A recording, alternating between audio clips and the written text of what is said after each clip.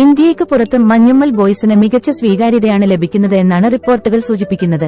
ഇപ്പോൾ UK, Ireland box ഓഫീസുകളിൽ മലയാള ചിത്രങ്ങളുടെ കളക്ഷൻ റിപ്പോർട്ടാണ് പുറത്തുവരുന്നത്.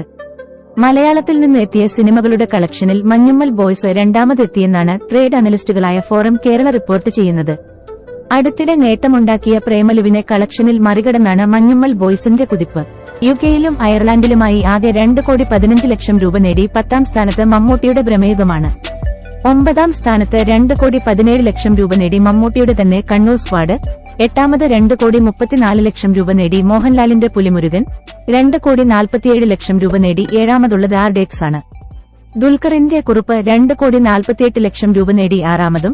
മോഹൻലാലിന്റെ നേരെ 2,60 ലക്ഷം രൂപ നേടി 5ാമത് എത്തിയപ്പോൾ മോഹൻലാലിന്റെ തന്നെ ലൂസിഫർ 2,81 ലക്ഷം രൂപ നേടി 4ാമതെത്തി.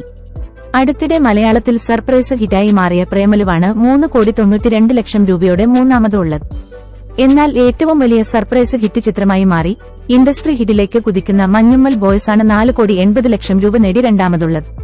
ടൊവിനോ തോമസിന്റെ 2018 കളക്ഷനിൽ 7,89 ലക്ഷം രൂപ നേടി ലിസ്റ്റിൽ 1ാമതുള്ളത്. മഞ്ഞുമ്മൽ ബോയ്സ് 2018 മറികടക്കുമോ? എന്താണ് നിങ്ങളുടെ അഭിപ്രായം?